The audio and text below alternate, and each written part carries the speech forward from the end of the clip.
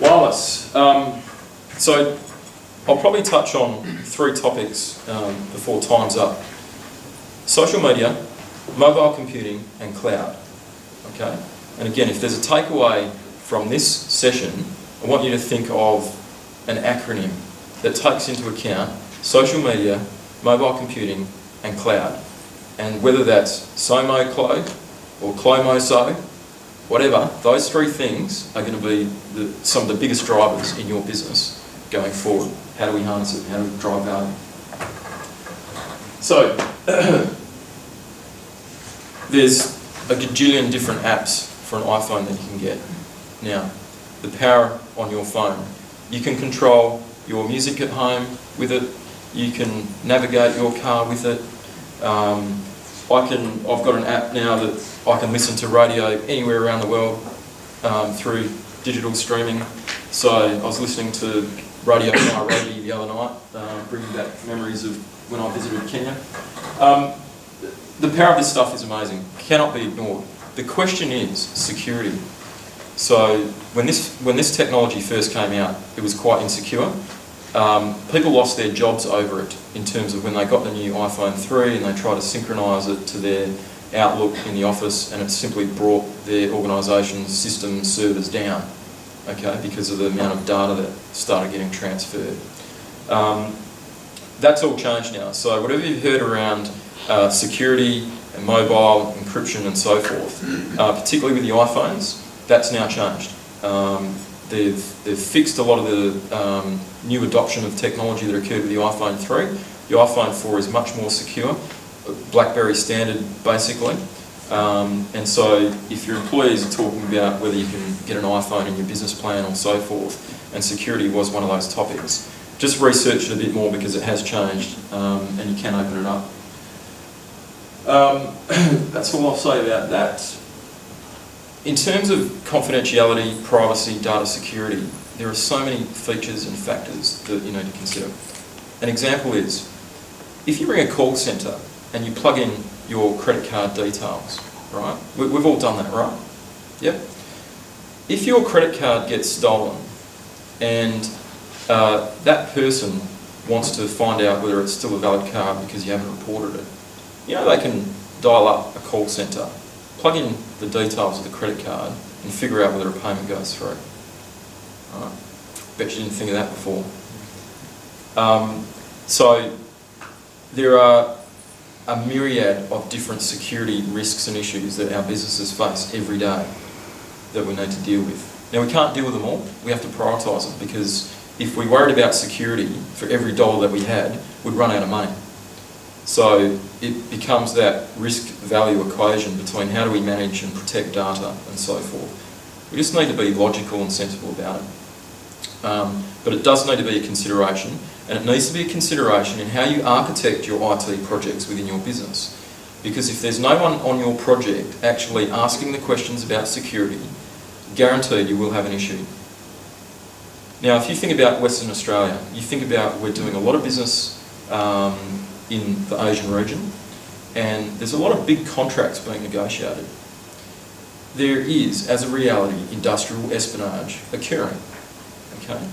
There are organisations out there employing people to hack into our businesses in Western Australia's databases to get intelligence and business information so that they can use that as an advantage in contract negotiations.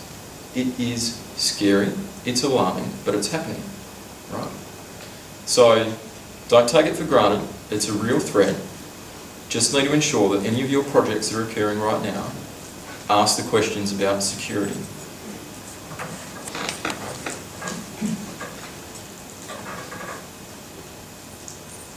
Right, business reporting, XBRL. Has anyone, hands up, who's been exposed or experienced to XBRL? Who's heard of XBRL? Okay. Would you like to have a go at defining XBRL? At least the acronym?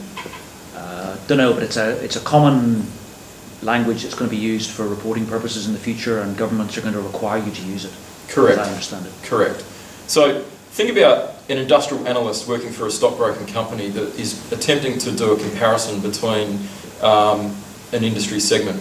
Now, how do they go about doing that? Well, they get their information sources from a whole range of areas, Reuters, Bloomberg, company reports and so forth. The XBRL is basically going to apply a HTML type standard to your financial statements that you can then convert into a common format and do cross comparisons between organisations much more effectively. Okay. Now you start thinking about that, you're speeding up your peer-to-peer comparisons in the industry about how well you're comparing to others. Now right now competitive advantages are occurring within the industry because there's a lag between who knows what and when in the marketplace about your business and your competitor's business. XBRL is going to speed that up pretty quickly.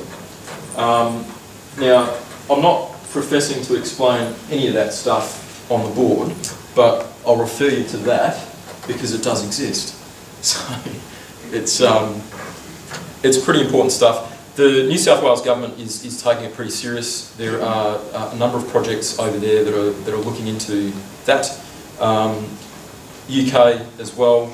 It will hit Australia in the coming decade, and it will change the way we actually share information about our business.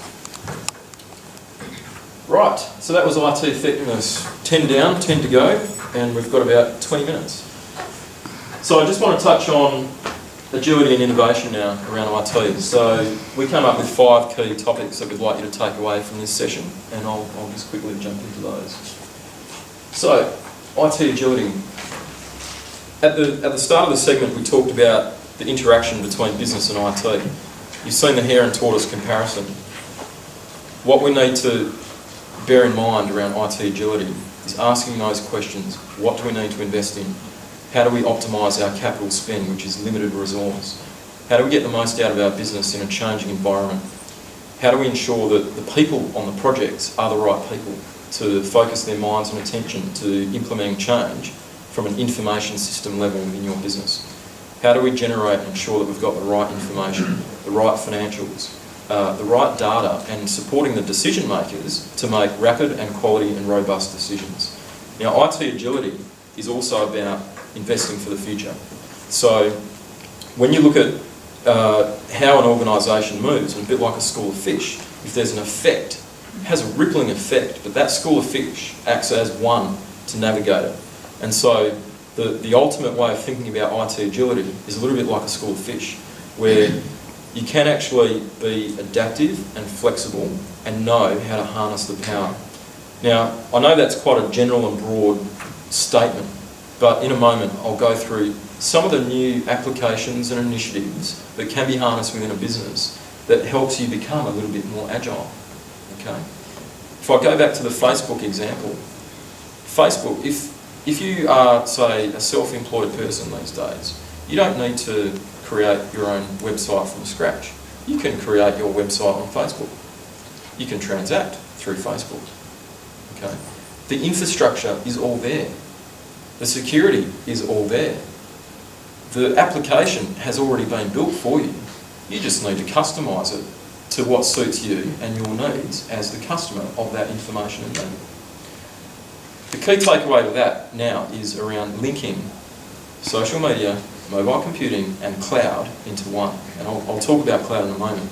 But it's really the internet. And there are many other players out there that are providing applications to you for free or at very little cost because they've built the infrastructure that you don't need to build in your organisation.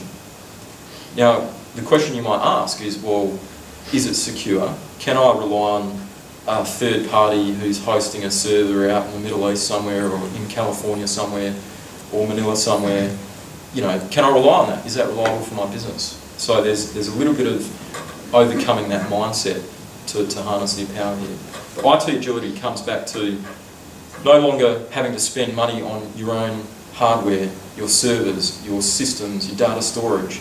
Others do that for you, whether they're organisations that actually build that infrastructure in our backyard or whether there are others out there that do that for you over the internet, in the ether, in the cloud, somewhere. So how do we get better at harnessing the power of IT by shifting away from traditional methods of applying IT practices within our businesses and harnessing the power of the changing dynamics of market now. Okay, and really, the goal is to have IT acting like a school of fish. The cloud. So, nice lead into this. The cloud, yes, it's pretty much basically the internet. But what it actually is, there's organisations out there that are building IT facilities, storage devices, they're building applications. You can go on the internet without implementing, without talking to an SAP or an Oracle or an IBM or a Cisco or Sun. You don't have to talk to those guys anymore. You can go out there and say, I'm going to just configure this customer relationship management system now.